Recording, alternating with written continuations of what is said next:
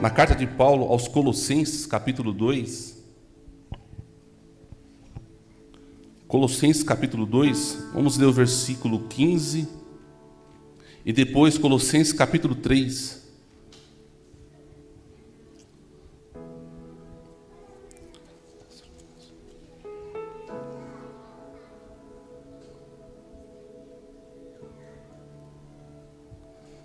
Todos acharam? Colossenses capítulo 2 e o verso 15 fala o seguinte: e despojando os principados e potestades, os expôs publicamente e deles triunfou em si mesmo. Capítulo 3, os primeiros versículos. Portanto, se já ressuscitasse com Cristo, buscai as coisas que são de cima, aonde Cristo está sentado à destra de Deus.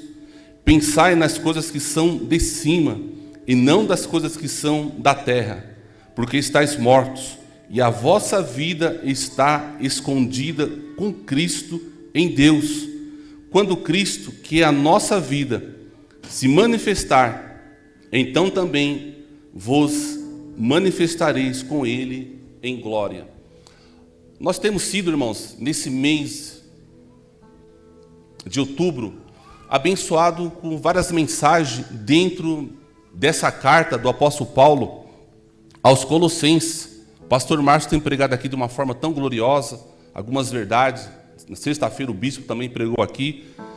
E quando nós olhamos para essas cartas do apóstolo Paulo, é tão importante, eu acho tão glorioso, porque ela vai mostrar para nós o tipo de cristianismo que nós estamos vivendo. Essas cartas que o apóstolo Paulo ele escreveu, eu peço para as crianças, os irmãos, se nos ajudar com as crianças, porque acaba tirando a nossa atenção, por favor.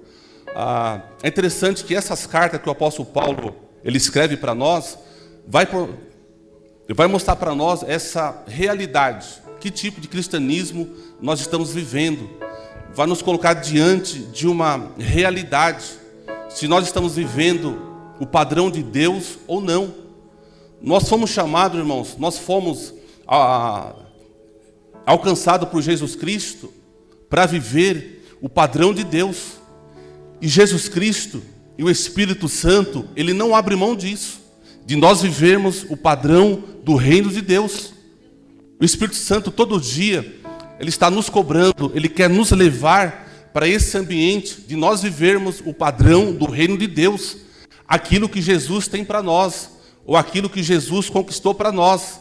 E quando nós olhamos para a vida do apóstolo Paulo, nós vamos ver aqui um homem totalmente apaixonado por Jesus Cristo, a tal ponto que ele fala o seguinte, em uma das suas cartas, não vivo eu, mas Cristo vive em mim.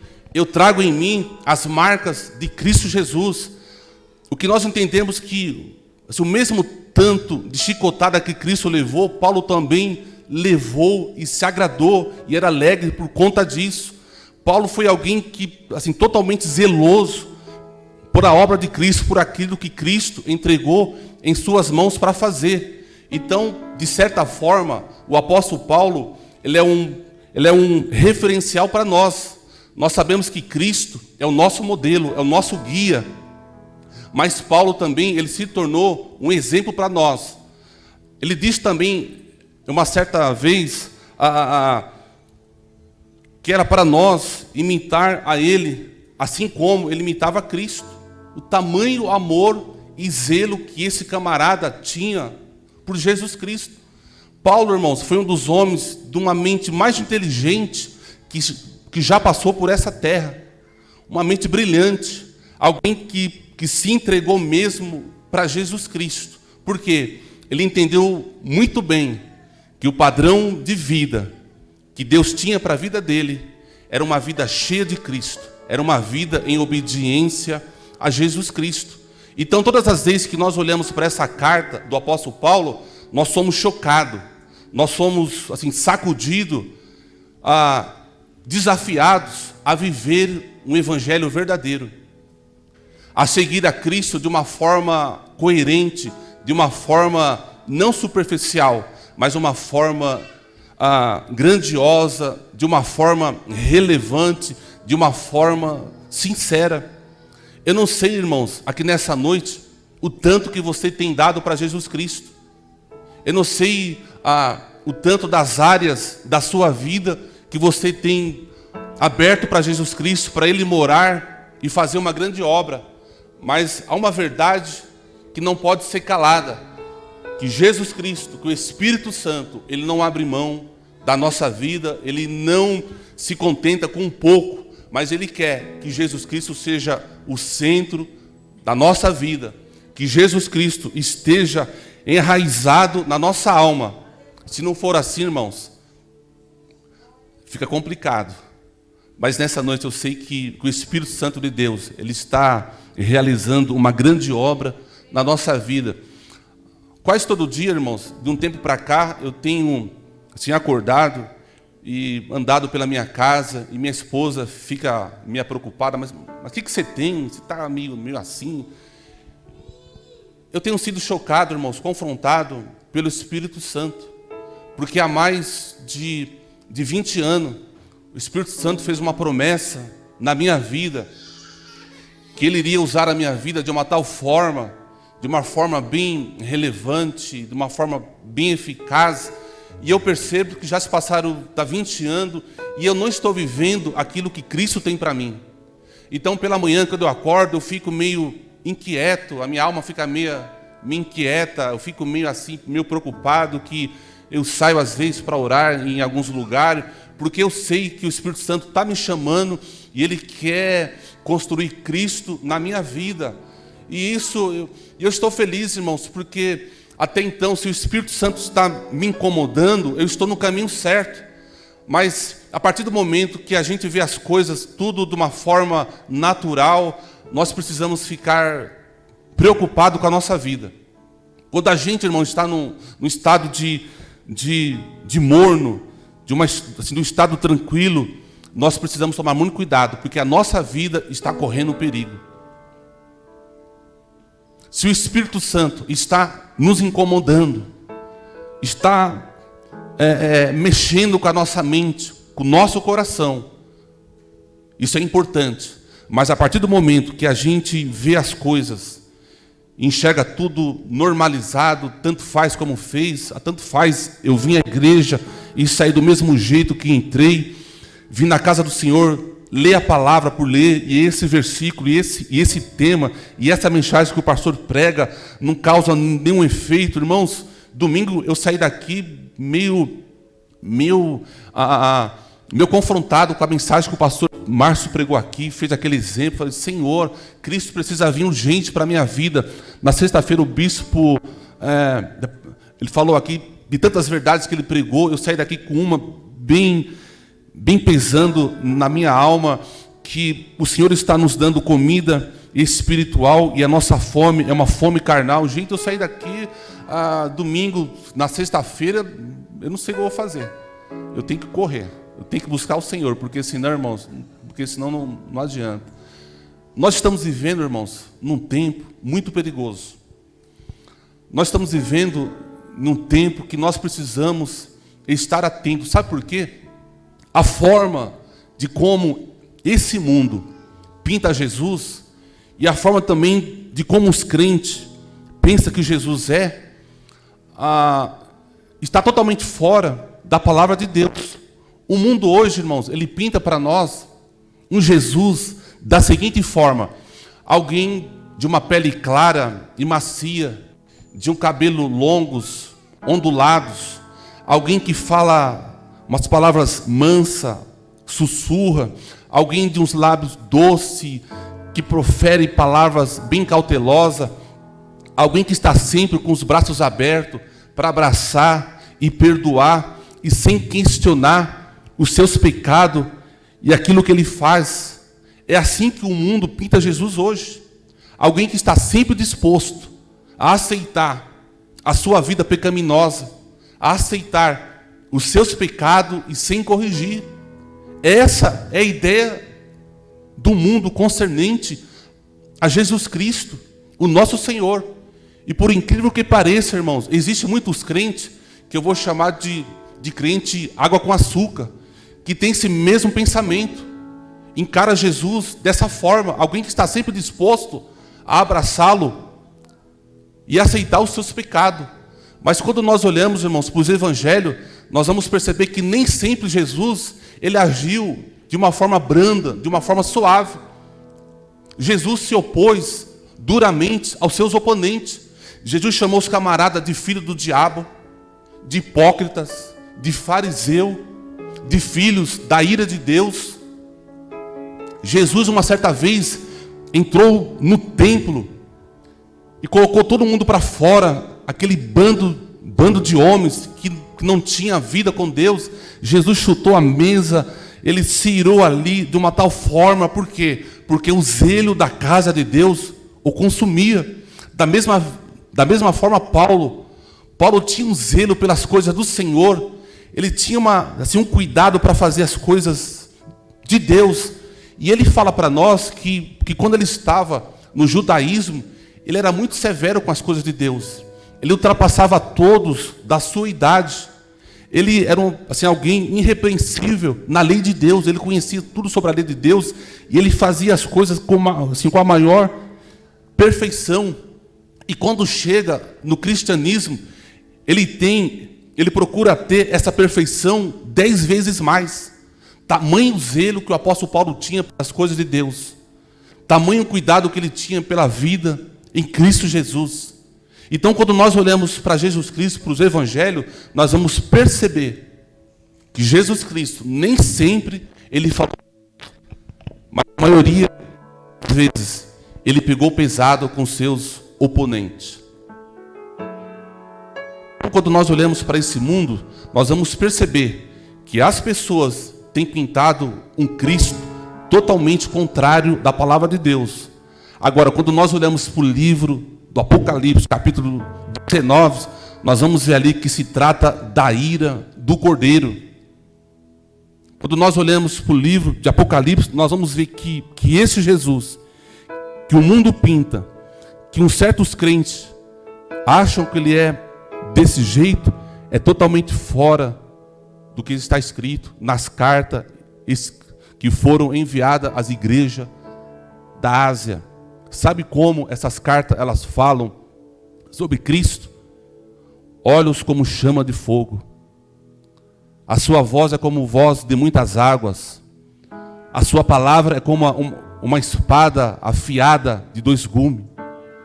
Isaías fala para nós que na ira do Cordeiro, ele vai pisar no lagar, onde se pisava a uva para fazer o suco. Ele vai pisar em seus inimigos. E o sangue dos seus inimigos vão sujar o seu traje branco. Olha o Cordeiro de Deus. E as pessoas fazem isso, irmãos, para tirar de Jesus Cristo a sua identidade de juiz e julgador das nações. As pessoas fazem isso, irmãos, com um propósito errado. Eles querem tirar de Cristo essas verdades, de que o Cordeiro de Deus é o juiz do mundo. Ele governará as nações com uma vara de ferro. Então nós precisamos, irmãos, estar muito atentos, porque esse engano do diabo tem entrado no meio das igrejas e tem tirado de Jesus Cristo toda a autoridade que ele tem e que ele possui agora. Jesus Cristo, Pedro fala para nós que o juiz de Deus começará pela sua casa. Então nós precisamos estar atento quando a palavra de Deus ela se refere a Cristo com essas verdades. É para nós colocarmos a nossa vida em dia, é para nós consertarmos a nossa vida no Senhor, para nós não fazermos parte da ira do Cordeiro. Essa é a grande verdade. E quando nós olhamos para a vida do apóstolo Paulo, quando ele escreve essas cartas aqui, nós precisamos pensar a seguinte coisa. O que Paulo tinha em mente quando ele escreveu essa carta aos Colossenses? O que Paulo queria trazer para nós?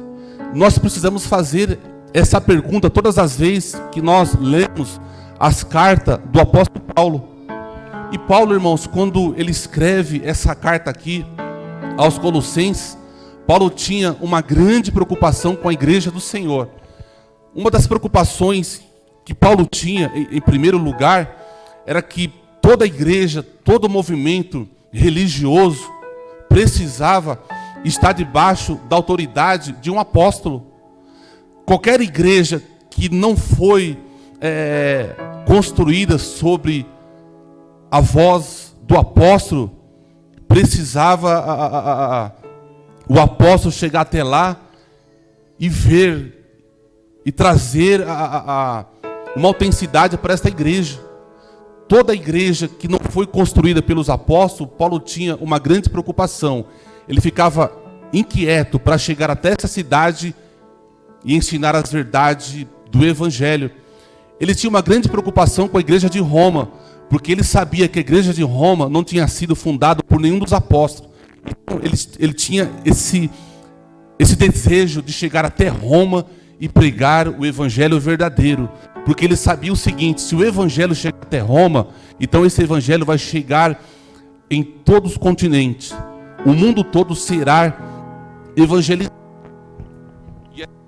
E é tão interessante que quando nós chegamos no capítulo 28 de Atos, a gente não vai ver mais relato da vida do apóstolo Paulo, porque o Evangelho chegou em Roma. Então esse Evangelho chegaria em todos os lugares.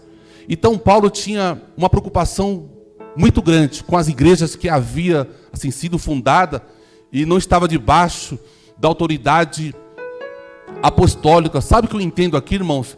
Que todo movimento religioso precisa estar debaixo do conceito apostólico. O que nós temos visto hoje, irmãos, é tanto movimento aparecendo por aí. É bom, isso é bom, que surge mais igreja. Mas nós precisamos, irmãos, estar bastante atentos para ver se essas igrejas, se essas mensagens que estão sendo pregadas têm a ver com os apóstolos, tem a ver com o ensinamento dos apóstolos.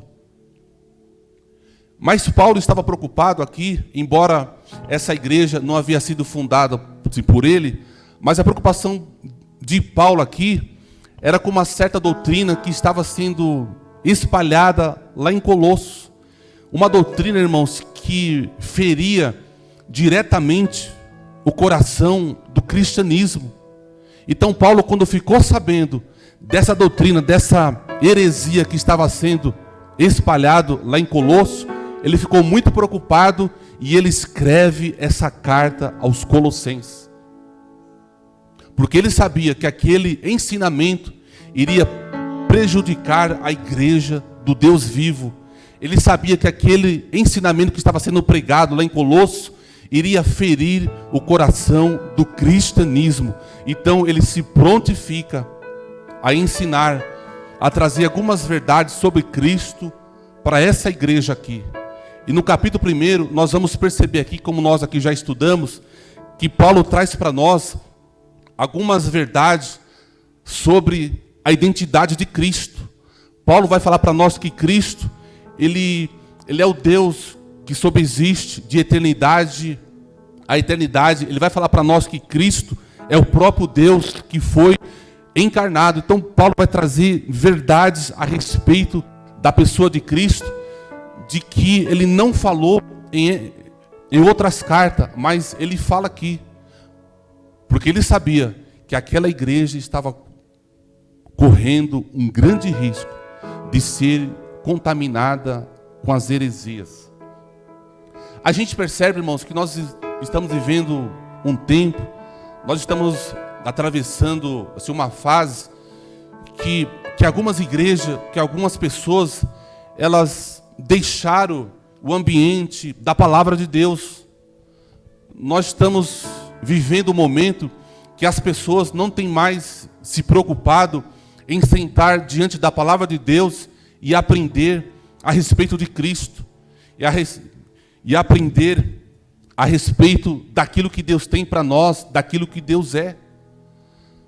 Nós passamos, irmãos, a maior parte do tempo fazendo tantas coisas e atarefado, e nós deixamos, às vezes, a leitura da palavra de Deus em último caso. E quando não lemos, Eu aprendi, irmãos, que durante o dia nós podemos conquistar tudo. Nós podemos se fazer uma boa venda, quem mexe com venda. Nós podemos fazer um bom serviço para a nossa empresa. Nós podemos se conquistar tantas coisas durante o dia. Até a noite nós podemos alcançar grandes lugares. Enfim, nós podemos conquistar inúmeras coisas durante o dia. Mas se nós não pararmos durante esse dia para ler um texto da palavra de Deus e tirar um momento de oração, aquilo que nós conquistamos não vale nada. Não serve para nós. Porque o que faz a diferença na nossa vida é nós pararmos e termos tempo diante da palavra de Deus. E termos tempo diante da verdade do Senhor.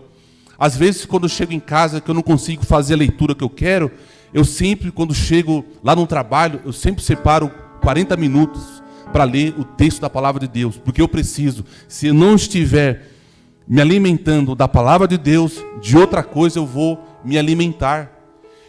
Isso são verdades, irmãos, que nós aprendemos quando nós aceitamos a Jesus. As primeiras lições da nossa vida de um cristão, quando ele vai para a igreja, ele tem um encontro com Jesus Cristo. Essa é a primeira lição que ele aprende. Ele não pode ficar sem se alimentar da palavra do Senhor. Davi diz para nós o seguinte: escondi a sua palavra em meu coração para não pecar contra ti. Nós só vamos, irmãos, rejeitar o pecado. Nós só vamos, irmãos, deixar o pecado a partir do momento que nós lemos a palavra do Senhor, que nós tivermos prazer em ler as Escrituras e dela nos alimentar. Essa é a grande verdade. O pastor Márcio sempre diz aqui que Deus não promove gente desobediente, mas Deus só promove gente obediente à sua palavra. E nós só vamos ser obedientes, irmãos, à medida que nós lermos, tivermos contato com a palavra do Senhor. Às vezes nós chegamos diante da igreja e a gente traz um certo fardo para o nosso pastor, e o pastor, com tanto amor, faz isso. Os pastores estão para isso, para orar. Mas o que Jesus disse para nós? Lançai sobre mim o vosso jugo, o vosso fardo. E como nós vamos fazer isso? É lendo a história de Cristo, é se enchendo da presença de Cristo. Porque nós estamos vivendo, irmãos, numa geração tão confusa, de pessoas que não sabem o que fazer, que não sabem discernir entre a mão direita e a mão esquerda. Porque nós estamos vivendo, irmãos, numa geração tão fraca, tão sem raiz. É simples. Porque não tem lido, não tem alicerçado a sua vida na palavra de Deus. Eu gosto muito, irmãos, de ler Marcos 2. Ali se trata de uma igreja que Jesus sonhou. O texto fala para nós de um paralítico que foi trazido por 4 homens para ser curado por Jesus Cristo. E o texto fala para nós que Jesus estava em uma casa. Muitas pessoas souberam lá em Cafarnaum que Jesus estava naquela casa. E eles trouxeram esse paralítico para ser curado por Jesus Cristo. E havia tanta gente naquela casa, tanta gente havia que não tinha como entrar até onde Jesus estava. E o texto fala para nós que Jesus estava no meio daquela multidão ensinando a palavra acerca do reino de Deus. E aquele paralítico foi curado e os seus pecados foram perdoados. Sabe o que eu vejo aqui, irmãos? Uma igreja que Jesus sonhou para si. Uma igreja onde as pessoas vão por causa de Jesus Cristo. Aquela multidão foi para lá porque soube que Jesus estava ali. Então nós vemos aqui que a igreja que Jesus sonhou é a igreja que as pessoas vêm por causa do amor a Jesus Cristo. Nós vamos ver ali que a igreja que Jesus sonhou é uma igreja que Jesus está no centro, que Jesus é o cabeça, que Jesus é a pessoa principal. Jesus estava no meio daquela multidão, ensinando a palavra acerca do reino de Deus. A igreja que Jesus sonhou é uma igreja que pregue a palavra de Deus e nada mais. Nós vamos ver que no meio daquele movimento houve cura. A igreja que Jesus sonhou é uma igreja que haja cura da alma e libertação. Nós vamos ver que naquele monte de pessoas, aqueles 4 homens levaram aquele paralítico que não tinha condições de chegar até Jesus. Sabe o que eu vejo aqui? Uma igreja onde as pessoas se compadecem umas das outras, onde os pecados são perdoados. Aquele paralítico, ele não foi somente curado, mas os seus pecados foram perdoados. Essa é a igreja que Jesus sonhou. Essa é a igreja que Jesus quer que sejamos. Uma igreja onde Ele seja o centro. Uma igreja onde haja cura, onde nós sejamos agente de cura. Uma igreja onde nós perdoamos uns aos outros. Uma igreja onde as pessoas são saradas. Uma igreja onde nós caminhamos junto, levamos os fardos uns dos outros.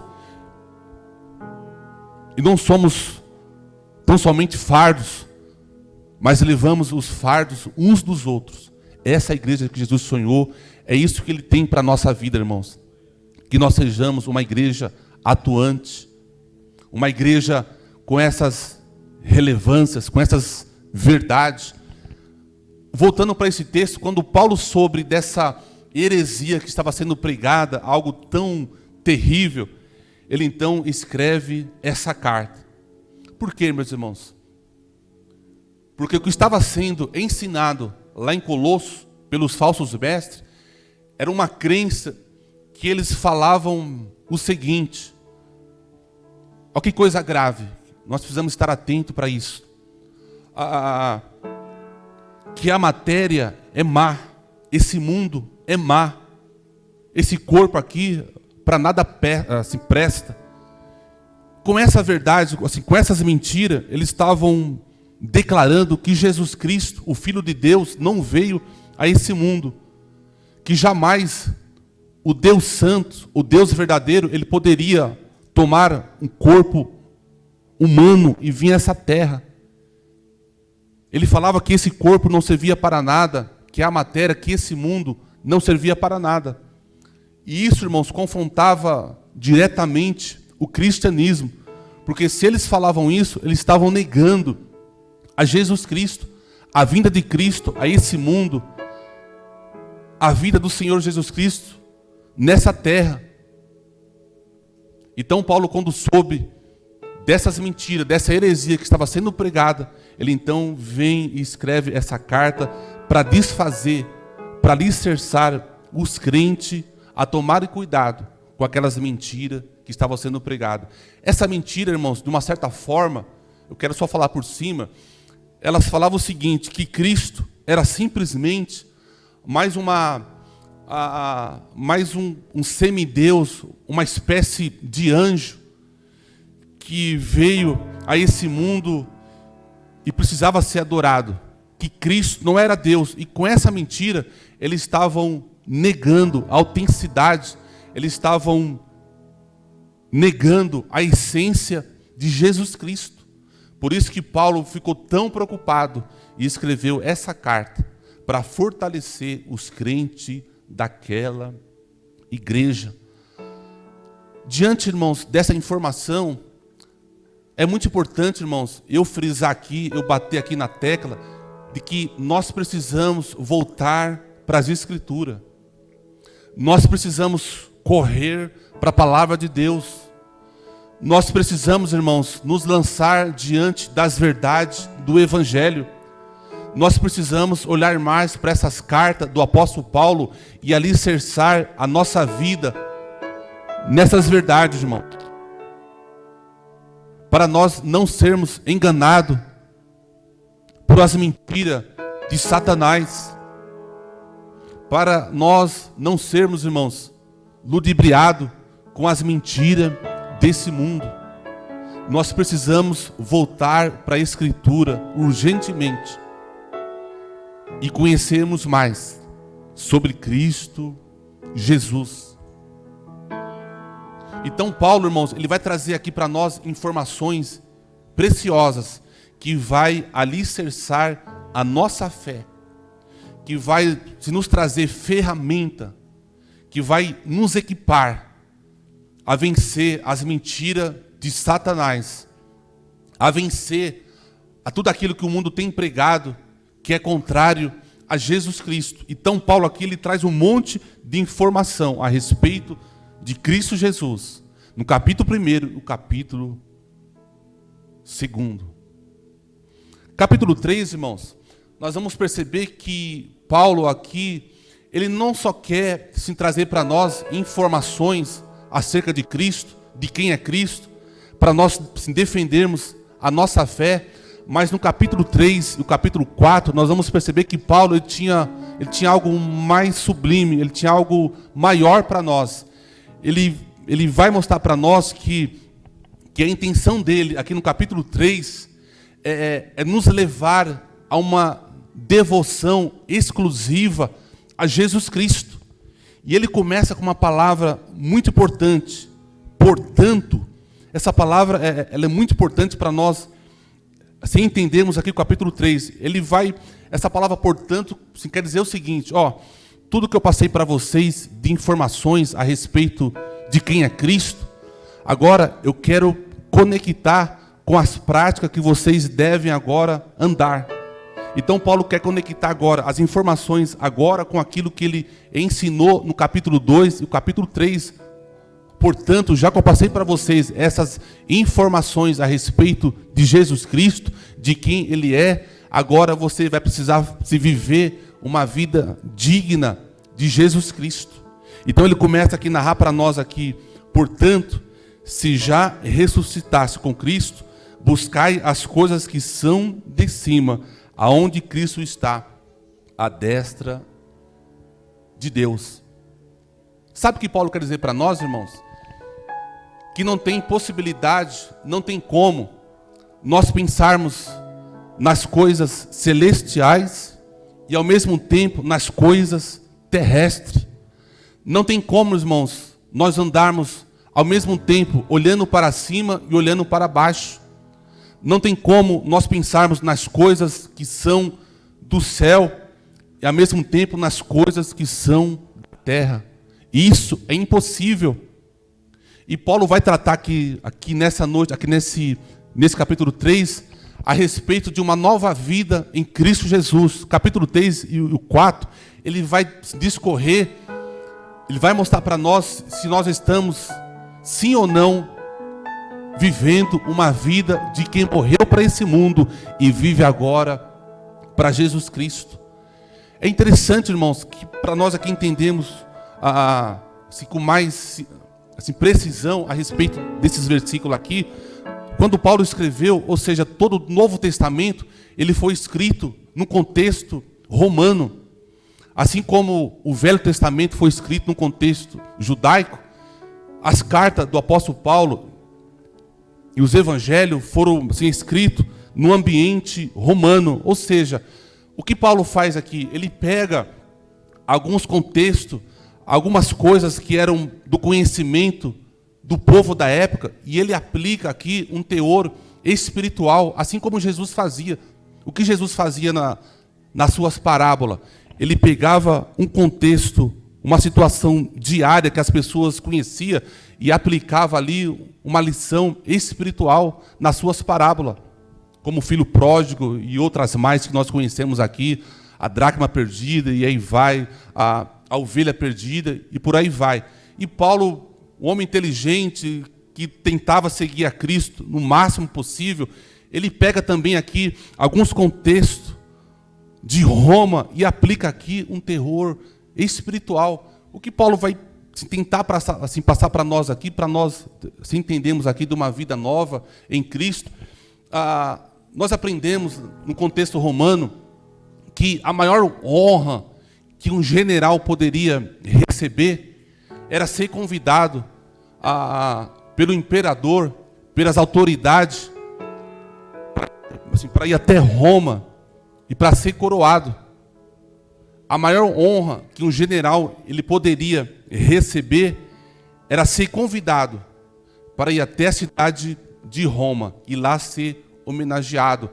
Mas para esse general, ele chegar a esse ponto de ser coroado pelo imperador, tinha algumas metas ele deveria ter alcançado. E pelo menos 3, irmãos, ele precisava estar inserido nelas. Primeiro, ele precisava criar um ambiente de paz no terreno inimigo que ele conquistou. Ele precisava se implantar ali uma bandeira da paz na cidade que ele conquistou. Era a primeira observação, a primeira regra para esse camarada ser coroado. O território que ele conquistou, ele precisava ali implantar a paz. Segundo, ele precisava garantir o retorno dos seus soldados para sua casa em paz. Ele precisava fazer com que os seus soldados retornassem para suas famílias e para a sua casa. Ele precisava ter assim, um certo número de soldados presos por ele. Se não fosse assim, ele não seria escolhido para ser coroado pelo imperador. E era-se montado uma procissão até Roma. E essa procissão era dividida em partes. Primeiro, ia o chefe de estados, grandes generais de patentes alta, iriam à frente. Na sequência, iria homens que carregavam os espólios da guerra, da guerra que ele ganhou. Homens que levavam quadros, objetos de ouro que havia sido conquistado por esse general. Na sequência, iria sacerdotes exalando um perfume, soltando o incenso pelo caminho.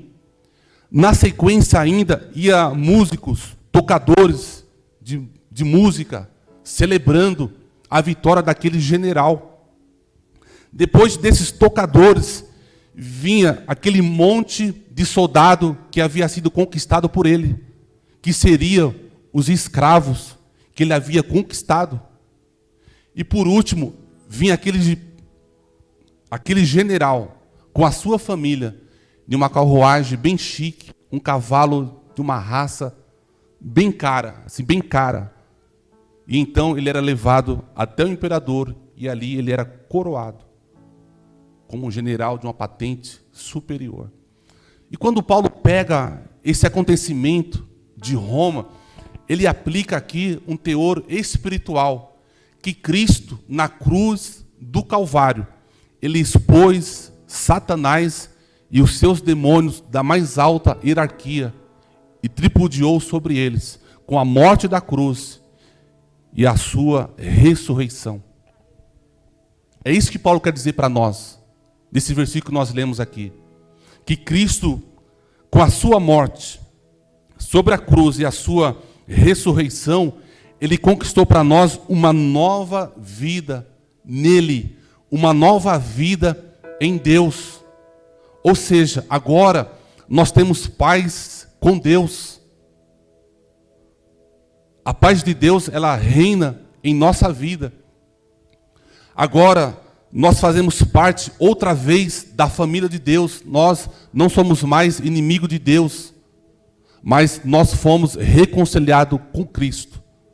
Fazemos parte outra vez da família de Deus.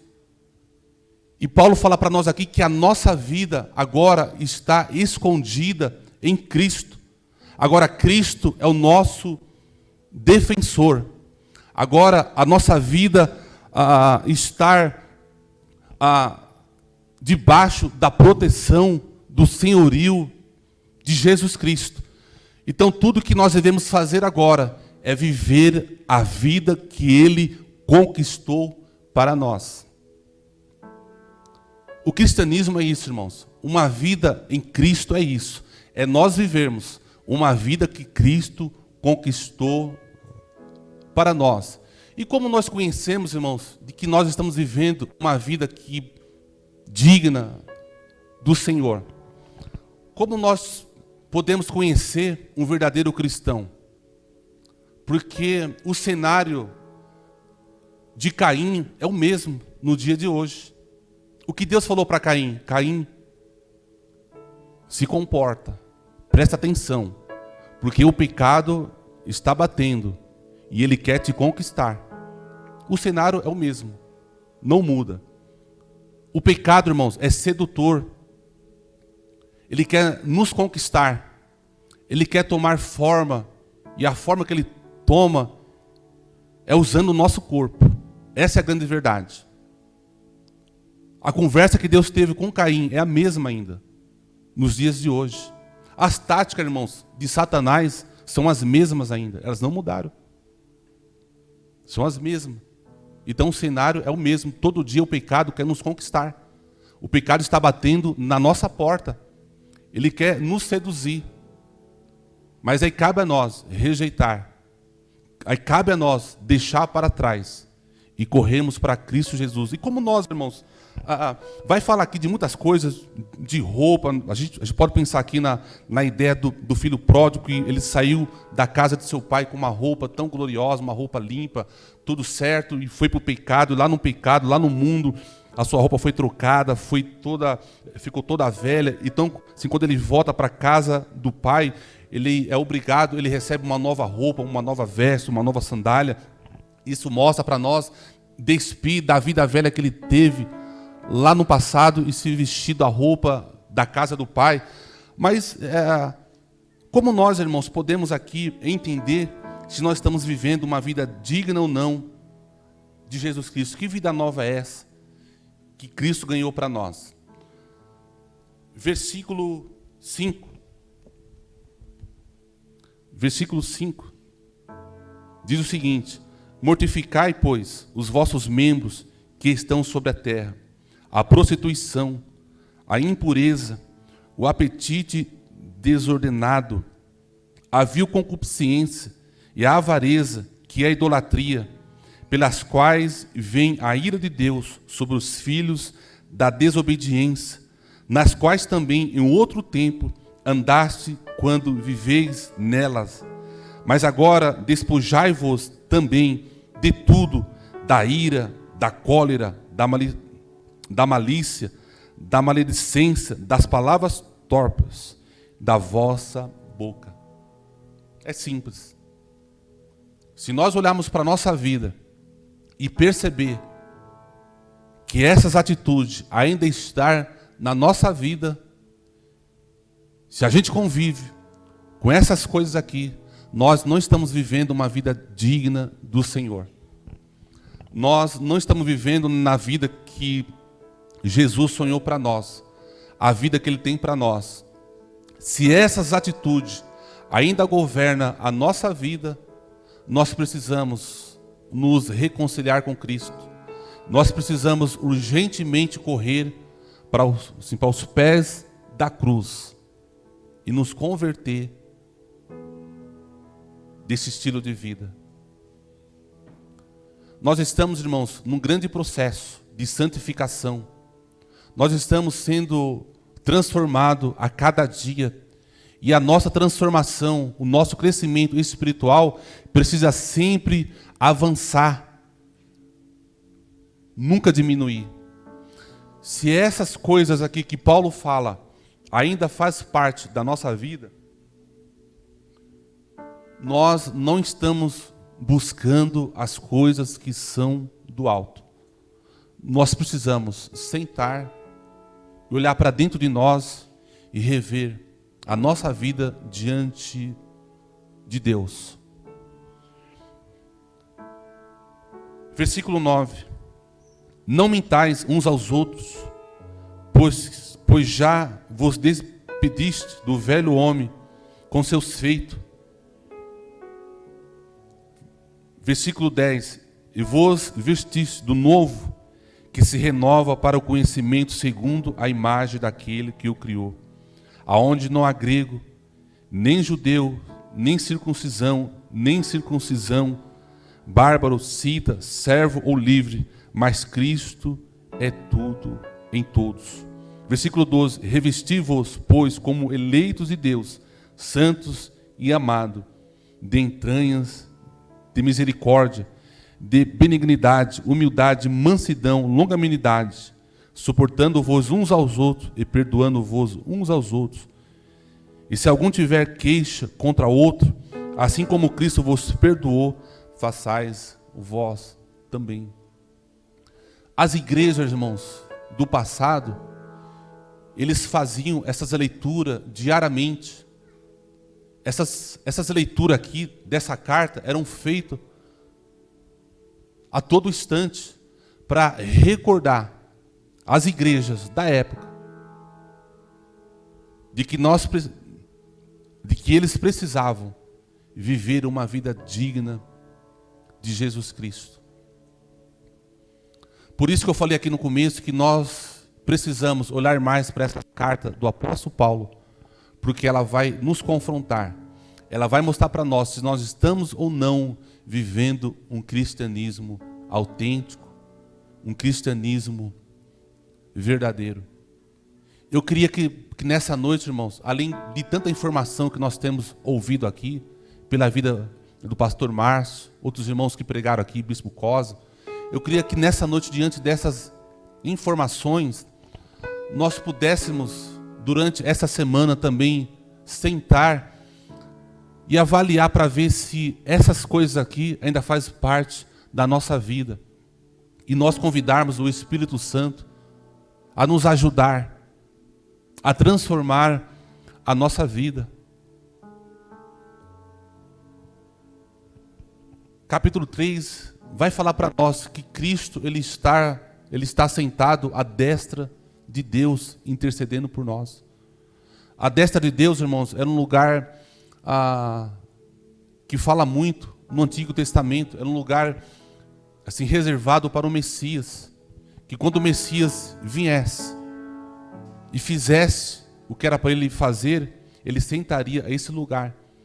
E Jesus veio, irmãos, fez tudo o que era para ele fazer. Ele sofreu de uma tal forma, ele foi humilhado em todas as esferas, em tudo que você puder imaginar que um homem possa ser humilhado. Assim foi o nosso mestre. Ele foi humilhado como filho de Deus, ele foi humilhado como rei, ele foi humilhado como servo, ele foi humilhado como Senhor, como irmão. Ele foi humilhado em toda dimensão, mas não abriu a sua boca sequer para blasfemar, para reclamar. A Bíblia fala para nós que ele foi obediente à morte, e à morte de cruz. Às vezes nós pensamos que estamos sendo humilhados, que as pessoas estão nos ofendendo, que nós estamos sendo prejudicados.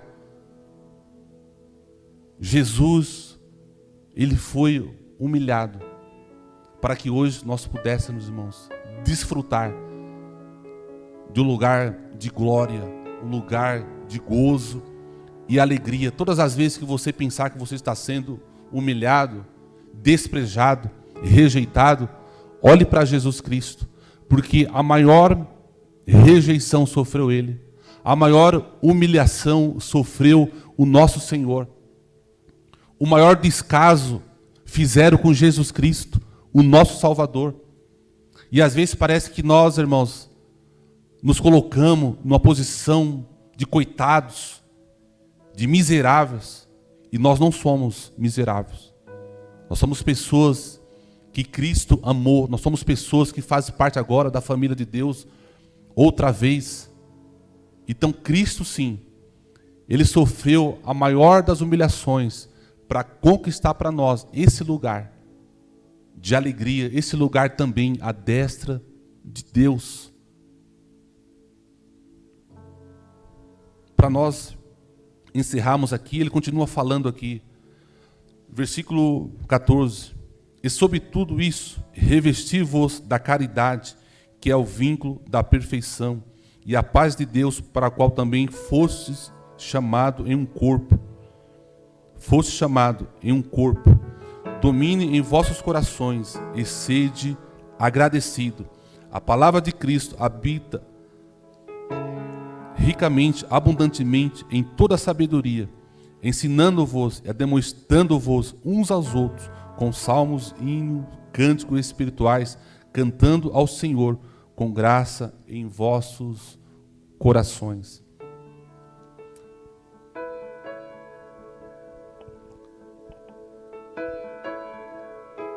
Como, irmãos, a gente vai perceber que nós estamos vivendo uma vida, uma nova vida?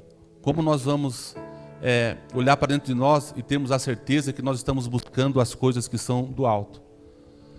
Quando nós rejeitamos todo tipo de prática que foi falado aqui, quando nós esmurramos o nosso corpo para que a palavra de Deus ela habita ou venha habitar ricamente em nós, quando nós buscamos viver uma vida piedosa, uma vida de oração, uma vida que tem prazer na lei de Deus, quando nós, irmãos, priorizamos uma vida de oração que ele vai falar no capítulo 4, uma vida de palavra, uma vida que tem sede na palavra, é que nós estamos então, nós estamos vivendo, ou estamos procurando viver uma vida digna do Senhor.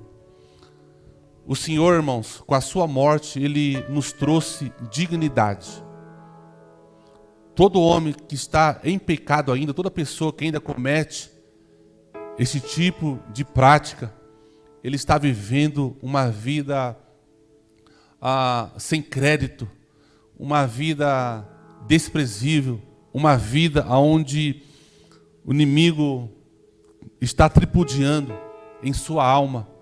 Mas quando nós procuramos a viver uma vida com as práticas das coisas que são do céu, nós estamos vivendo uma vida digna do Senhor Jesus Cristo. Fique em pé nessa noite.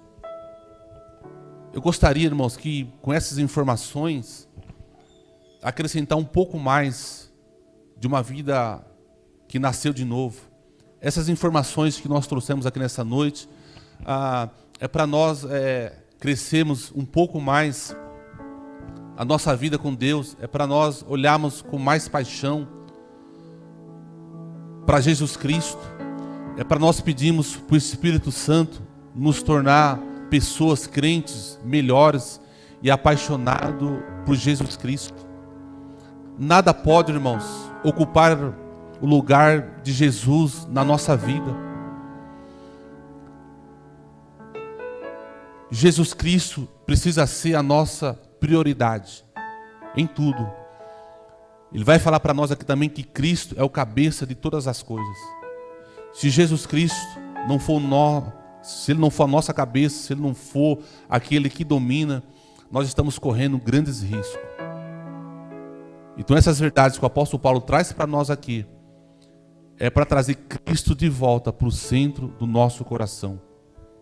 Que nessa noite o Espírito Santo nos ajude a voltarmos para a presença de Cristo, para nós vivermos a vida que Cristo sonhou para nós. Eu queria orar aqui nessa noite, irmãos.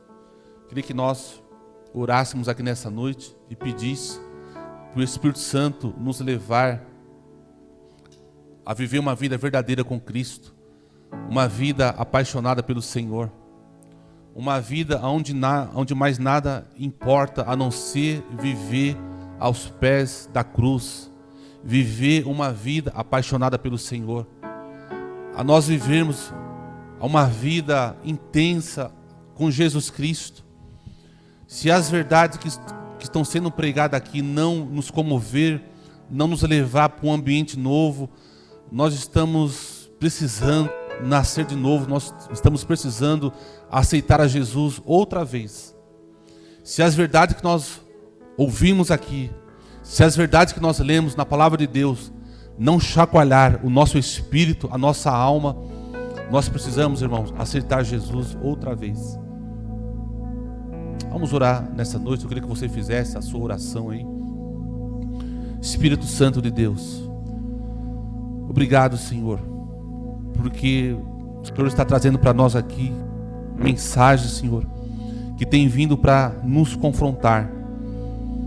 O Senhor está nos chamando para um novo tempo, o Senhor está nos chamando para um avivamento, para uma vida intensa com Cristo Jesus. Obrigado, Senhor, por mais uma noite, por mais um dia que o Senhor tem nos trazido aqui para ouvir a Tua palavra, para nos alimentar com a Tua verdade. A Deus, o culto verdadeiro não é aquele culto que nós achamos que ele foi feito para nós, mas o culto verdadeiro é aquele que nós nos preocupamos em pensar se agradamos ou não ao Senhor, se a mensagem que foi pregada, ela agradou o teu coração, se era aquilo mesmo que era para ser pregado. A Deus, quantos cultos nós, Deus, fazemos e achamos que é para nós, Senhor, mas o culto que nós fazemos, a mensagem que nós pregamos, Pai, precisa alegrar o teu coração, alegrar a tua alma. E nessa noite, Pai, nós te louvamos, porque mais uma vez, Pai, o Senhor nos confrontou aqui, porque o Senhor tem uma vida nova para nós. O Senhor sonhou para nós com uma vida nova, uma vida em Cristo Jesus. Espírito Santo, só o Senhor pode fazer essa obra em nossa vida, tornar o nosso coração apaixonado por Cristo, tornar o nosso coração, Pai, transformado à imagem, à semelhança de Jesus Cristo. Espírito Santo de Deus, nós precisamos de Ti nessa obra, nessa transformação, nessa libertação, meu Deus. Nós te glorificamos porque o Senhor tem nos amado, pelo fato de ter incomodado a nossa alma, o nosso coração, para vivermos uma vida autêntica, uma vida verdadeira, um cristianismo autêntico. Eu te glorifico nessa noite e rendo a Ti todo louvor e toda adoração, no nome de Jesus. Aplauda o Senhor nessa noite.